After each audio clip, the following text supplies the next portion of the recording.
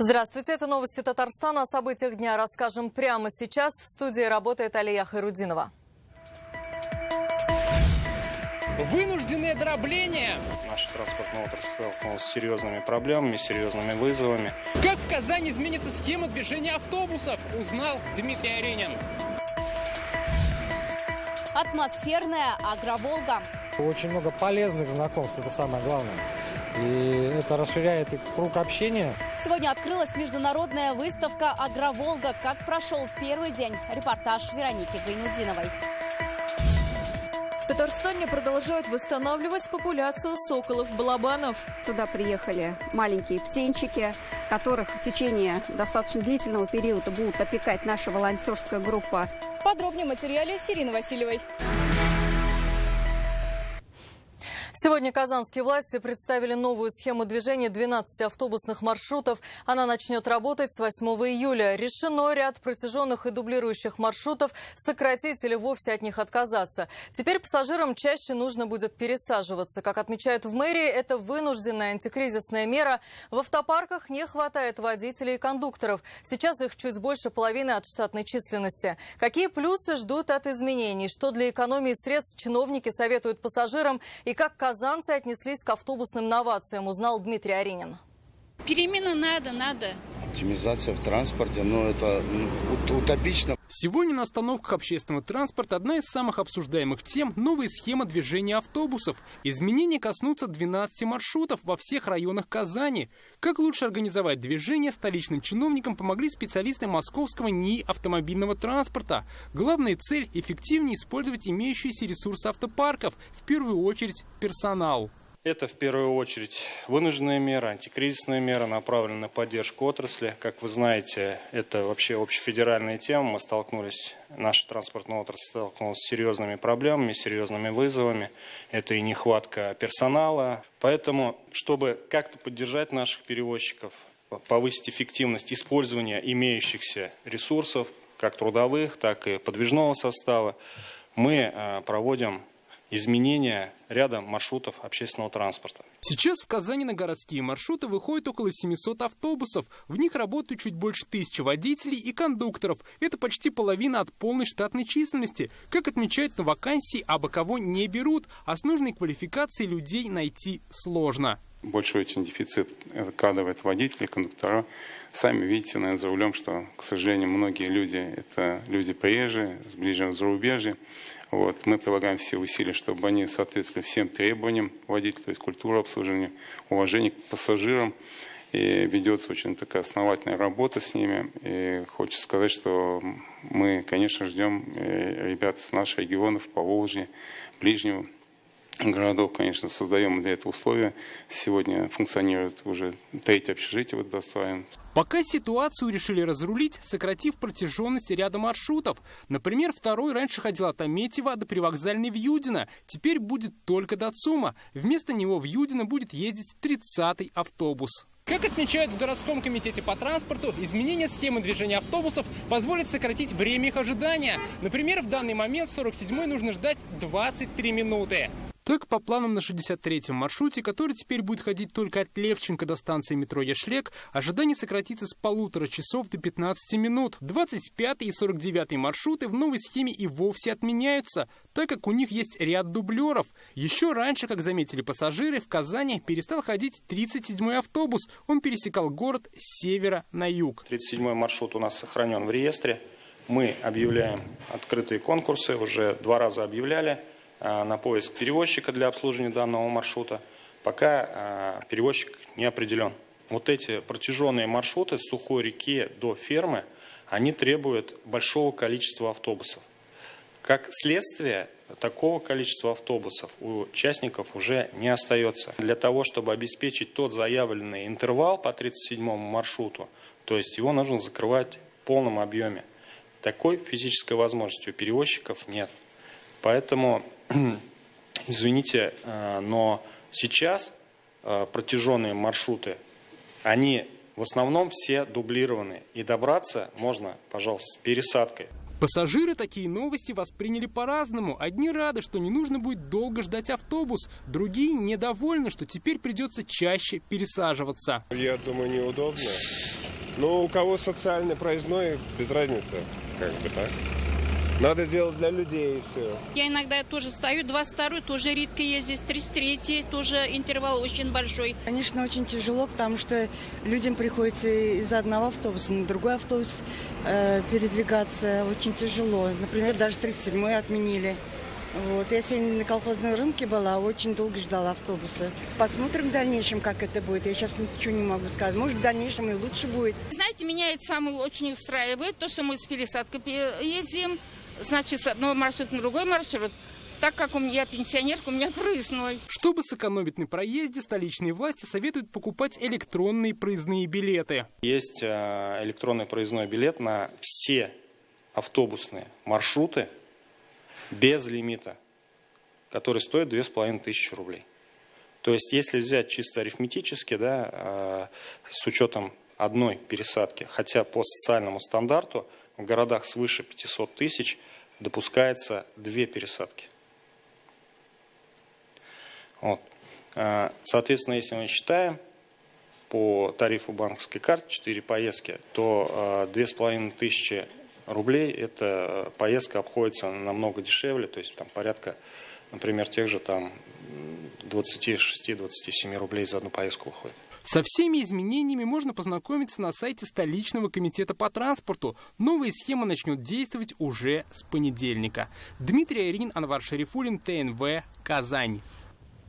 Еще 2 пациента, переболевших ботулизмом, выписаны из инфекционной больницы в Казани. Сейчас под наблюдением медиков остаются 8 человек, 3 в реанимации, 1 из них на ИВЛ. Напомним, сотни россиян, в том числе и татарстанцы, заразились ботулизмом после того, как съели салат Лобио производителя Local Kitchen в начале июня. В нашей республике общее число пострадавших достигло 20. Ранее в продукте Роспотребнадзор обнаружил самый опасный ботулотоксин типа А, ставший причиной массового отравления.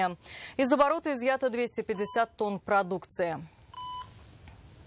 К другим темам. Для татарстанского зерна расширяется экспортный рынок. Сегодня в Зеленодольском районе прошла первая тестовая отгрузка пшеницы в одном из крупнейших элеваторов страны. Его построили в Свияжском мультимодальном логистическом центре. Объект осмотрел Рустам Миниханов. Элеватор позволяет отгружать зерно 3 видами транспорта – наземным, железнодорожным и водным. Время погрузки не более 10 часов. Новый комплекс создаст 70 рабочих мест и позволит отгружать 700 тонн зерна в час. Аналога такому проекту в республике еще не было. Куда потекут зерновые реки, знает Рамиль Галиуллин. Самый крупный в республике элеватор видно издалека. Комплекс позволяет хранить свыше 112 тысяч тонн зерна. Сегодня на объекте первая тестовая отгрузка. Мегаэлеватор осмотрел Рустам Миниханов. Ставка до 6. Местом для строительства выбран Свияжский логистический центр. Здесь проходит железнодорожная ветка, в наличии есть свой порт. Особенность этого элеватора – высокая скорость отгрузки – 700 тонн в час, благодаря специальным транспортерам. В результате погрузка зерна на железнодорожный состав или корабли занимает всего 10 часов, тогда как в среднем на этот процесс уходило до 4 дней. Один из крупнейших комплексов в стране возвели за 2 года. Создано 70 рабочих мест. С коллективом пообщался Рустам Миниханов. Этот объект, он будет всегда востребован. До 500 тысяч тонн перевалка. Это работа у вас будет достаточно. Значит, и зарплата будет, и все остальное. И эту зону мы будем развивать. Здесь же находится лаборатория. Специалисты мгновенно определяют основные показатели зерна. Мы можем 1000 тонн в день. Да. В час. А в час? В час. Ладно, это мощно. Аналогов комплекса в республике нет. Он будет востребован для крупных производителей. Стоимость проекта – почти 3 миллиарда рублей. За 10 лет сумма налоговых поступлений в бюджеты всех уровней составит больше миллиарда. Основной инвестор проекта – компания «Августагро». Республика же у нас научилась выращивать, у нас выращивать зерновые и основные сельскохозяйственные культуры разные, и продукции сельскохозяйственного назначения. Но в основном у нас, видим, у нас нет логистики, нет продажи.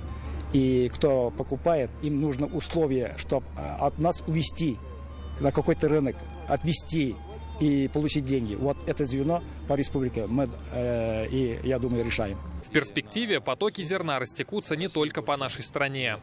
Это большая гордость, это действительно хаб, который позволяет в том числе и оказывать услугу другим производителям зерна. Железная дорога – это Транссиб, и вода, Волга. Мы можем выходить на 5 морей, и это экспортный потенциал нашей республики. Торжественная церемония. Потенциал этого производства республика ощутит через 3 года. Сегодня на этом пустыре дали старт строительству производства теплоизоляционных материалов. Здесь же возведут логистический комплекс. Производство до 70 тысяч теплоизоляционных изделий из минеральной ваты – это исключительно экологический продукт, но и логистический центр 100 тысяч квадратных метров. Это серьезные проекты. Пожелаем нашим инвесторам успешной работы. Компания – давний стратегический партнер республики. Больше 10 лет Дорхан реализует в Татарстане свои инвестпроекты. Строительство завода разделят на 2 этапа. Полностью производство запустят через 6 лет. Данный проект может простимулировать экономическое развитие, потому что сейчас, по сути, из-за отсутствия теплоизоляционных материалов экономическое развитие тормозится. То есть не хватает материалов для строительства. А минеральная вата – это и утеплитель стен, это и утеплитель кровли, соответственно, то есть это универсальный утеплитель, причем высококачественный и экологичный. Реализованные объекты в Татарстане. И сегодня Рустам Миниханов посетил завод по производству плитки. Кроме этого, здесь делают бортовой и облицовочный камень и стеновые блоки. В республике завод работает 2-й год. Создано 90 рабочих мест. Рамиль Галиуллин, Рамзиль Гарипов, ТНВ, Зеленодольский район. Рустам Миниханов сегодня участвовал в церемонии открытия 3-й очереди логистического центра «Озон». Он располагается на территории промпарка «Зеленодольск». Складской комплекс здесь работает с 2020 года и осуществляет полный цикл обработки онлайн-заказов. За 4 года число компаний-продавцов выросло до 60 тысяч, а их годовой оборот увеличился с 290 миллионов до 60 миллиардов рублей. Сегодня в результате расширения логистический хаб может одновременно разместить до 17 миллионов товаров. С введением новых мощностей покупатели смогут получать из Зеленодольска до 620 тысяч товаров в сутки. Как отметил Раис Республики, развитие складских комплексов повышает качество обслуживания клиентов и дает рабочие места. Эта программа реализации интернет-торговли, она не только качественное обслуживание татарстанцев наших клиентов, это прежде всего возможность татарстанским предприятиям, продавцам выходить на рынок. Сегодня объявили о начале строительства еще одного фулфилмент-центра в Зеленодольском районе. Новый складской комплекс общей площадью 85 тысяч квадратных метров расположится в индустриальном парке Тура 2.0. Старт операции запланирован на конец 2026 года. В Казани сегодня стартовала международная агропромышленная выставка «Агроволга». На 48 гектарах аграрии представляют новейшие технологии ВПК, обсуждают актуальные вопросы отрасли, находят партнеров. На «Агроволгу» приехали производители сельхозпродукции со всей России и зарубежья, Китая, Ирана, Турции и Беларуси. Насыщенная деловая программа сопровождается развлекательной. Сегодня выбрали самую красивую корову. Масштаб выставки, чем удивляют участники. Репортаж Вероники Гайнудиновой.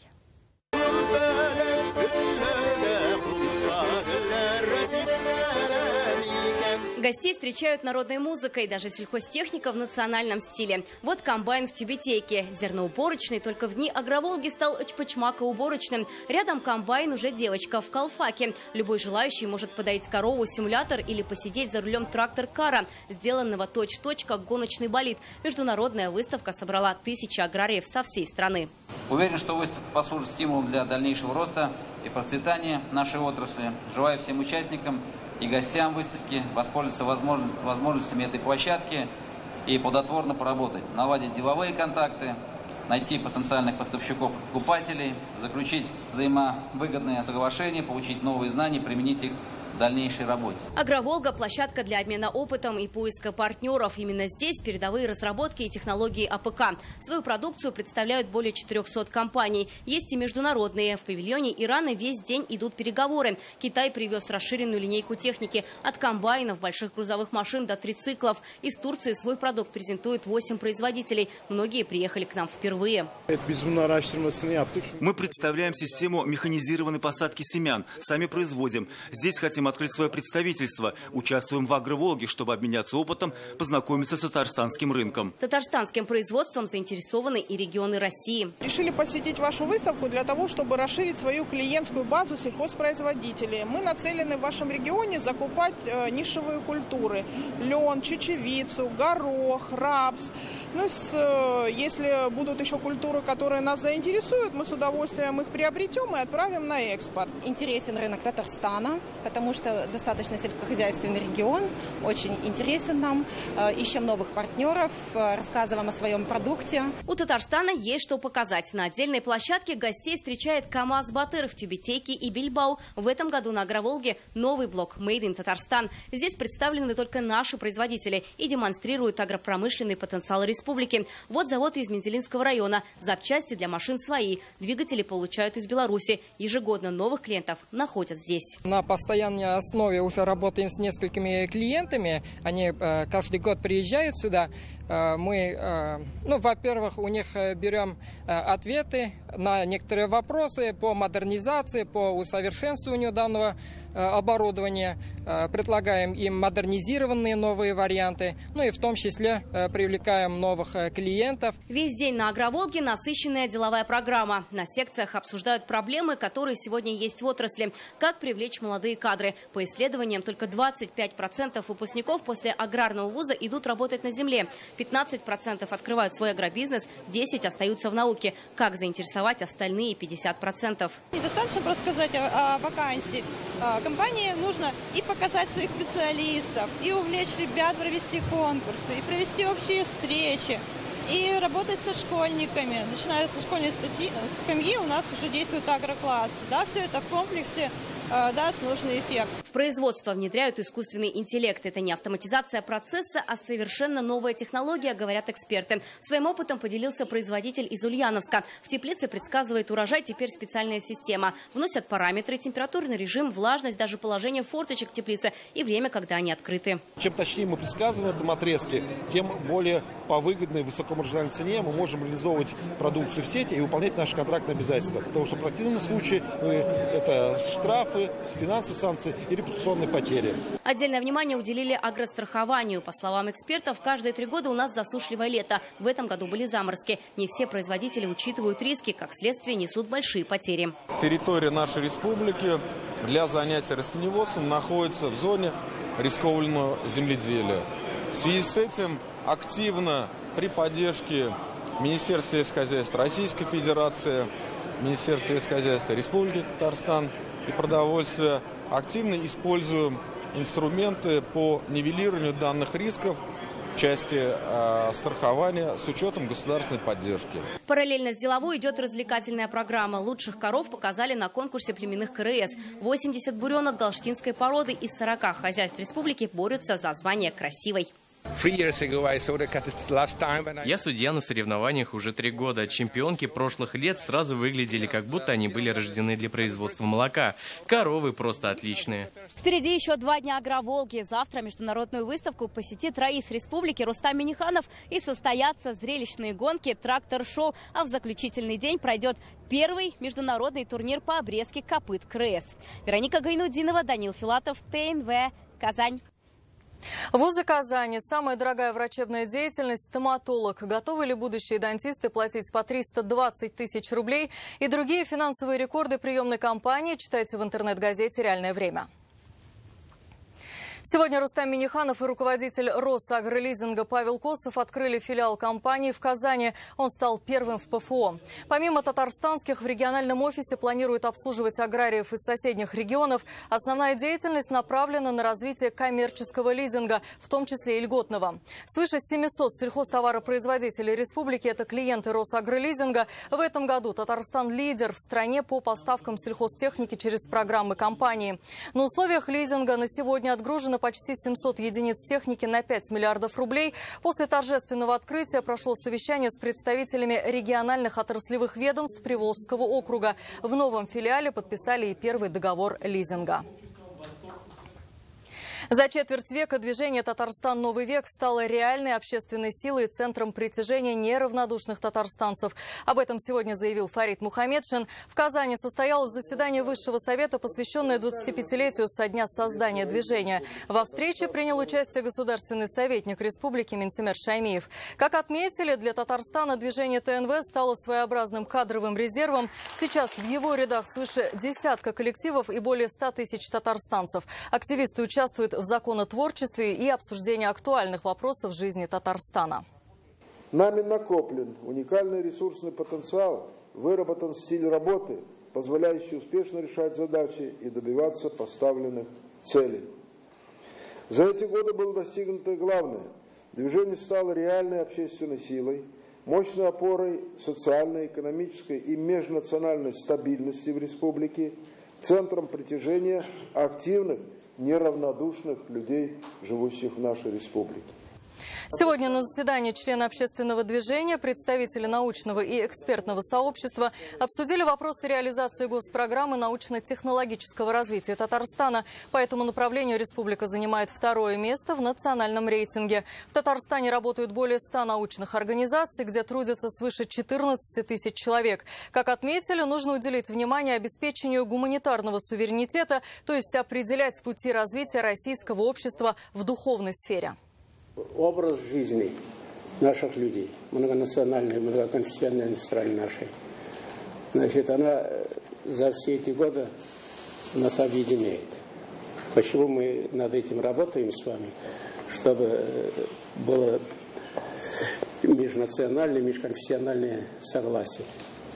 Жизнь нас сближает, и этот момент мы должны использовать. Пришел в отпуск и сразу поспешил помогать своим землякам. 23-летний военнослужащий с позывным «Араб» из села Кракали Лениногорского района с осени прошлого года служит медбратом в зоне СВО. О боевых буднях и планах на будущее боец рассказал нашей съемочной группе. Боец с позывным «Араб», находясь в отпуске, решил помочь волонтерам группы с любовью и молитвами. В сообществе добровольцев состоит его бабушка. Парень заключил контракт с Минобороны в конце февраля 2023-го, через месяц после того, как завершилась срочная служба. Говорит, большинство друзей приняли решение пойти на СВО, он тоже не мог остаться в стране.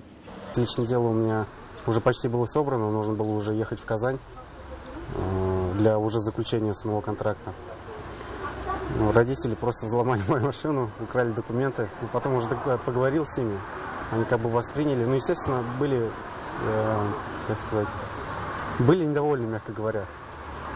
Но потом все поняли, в принципе, и более-менее спокойно отпустили. Мужчина с детства мечтал стать врачом. Окончил Бугульминский медицинский колледж по специальности медбрат. На передовой служит в войсковом медпункте. Мы уже там долго очень находимся и уже как-то так хорошо обжились, что у нас уже там есть 2 кушетки, операционный стол. Ну, не прям, конечно, шик, но все равно в таких условиях мы хорошо очень обосновались. Оказать первую помощь, остановить кровь, обезболить, эвакуировать в тыл. Все это входит в обязанности военных медиков. Часто на передовой бойцов приходится спасать от пневмонии и травм. Конечно, медпункт не такой большой, но все равно поставленные задачи, которые нам задают, мы выполняем всегда. Бабушка военнослужащего Зульфия Мирзаева собирает целебные травы для солдат. Через полгода, как внук уехал на СВО, решила сделать сюрприз и сама отправилась на передовую. 2 дня вот. Я, конечно, взяла билеты и обратно, чтобы в этот же день уехать. И он мне попросил: Абик, останься еще на 2 дня. Я говорю, давай останусь. Вечером приехали командиры со своими ребятами. Мы накрыли стол, и вот до утра мы с ними сидели, беседовали. 2 дня он отсыпался. По возвращению домой Араб планирует получить высшее медицинское образование и стать педиатром. Боец отметил, все положенные выплаты получает регулярно. Напомним, до конца июля те, кто подпишут контракт в Татарстане, получат единовременную выплату в размере 505 тысяч рублей от республики и 195 тысяч от Минобороны. С учетом выплат от городов, районов и предприятий сумма может достигать 1 000 000 рублей. Светлана Звонарева, ТНВ, Лениногорский район.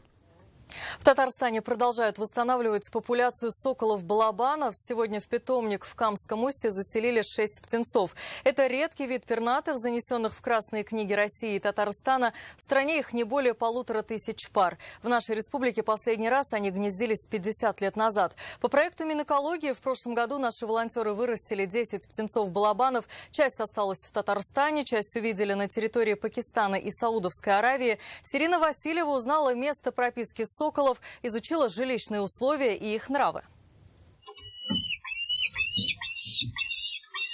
Крылья еще не окрепли, перьев почти нет. Этим 6 птенцам сокола-балабана нет и месяца. В Татарстан их привезли из Подмосковья. Редкий вид птиц занесен в Красную книгу. В республике они исчезли в 50-е годы. Мы доподлинно не знаем, почему птицы эти пропали у нас в Татарстане. Одно из мнений, что это браконьеры, но вряд ли все полное исчезновение популяции в Татарстане связано только с этими причинами. Проект по сохранению и разведению соколов в Татарстане разработали Минэкология республики и региональный общественный фонд имени Анатолия Щиповских. Его реализуют второй год при поддержке и в рамках программы социальных инвестиций Сибура «Формула хороших дел». Летом прошлого года здесь уже выпустили 10 краснокнижных птенцов. Проект получил высокую оценку научного сообщества и стал финалистом национальной премии «Хрустальный компас». Мы точно знаем, что 2 птицы были встречены за пределами Российской Федерации. Одна в Саудовской Аравии, другая в Пакистане. В этом году как раз одна из целей всего этого проекта и есть, что наши волонтеры обозначат и отметят возвращение птенцов, выпущенных в прошлом году, здесь, в их уже родном гнезде. В рамках этого национального проекта обеспечивается сохранение биологического разнообразия растительного мира во всей нашей стране. Для этого создаются заповедники, национальные парки, заказники. Особое внимание в рамках национального проекта «Экология» уделяется редким и исчезающим видам. Мы готовы всегда поддерживать такие проекты, которые дают положительный эффект на экологию. В данном проекте участвует не только наука, не только специалисты-орнитологи, но еще представители нашего КФУ. Это студенты. В этом году к проекту подключились и специалисты Казанского зооботсада. В их вольерах разместили 4 взрослые птицы сокола-балабана. У нас большой опыт содержания хищных птиц, в том числе балобанов. Надеемся, они у нас приживутся. Вроде они сейчас уже адаптируются. Сейчас балабанов специалисты отслеживают по кольцам на лапках. Работают специальные волонтеры. Они кормят и ухаживают за птенцами.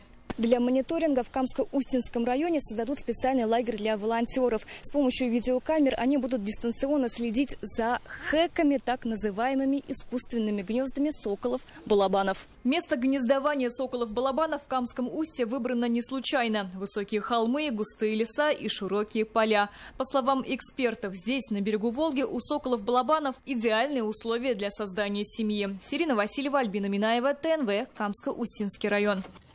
Это были новости Татарстана. Еще больше информации в нашей группе ВКонтакте и телеграм-канале. Сейчас прогноз погоды с Наилем Дзихате. До встречи.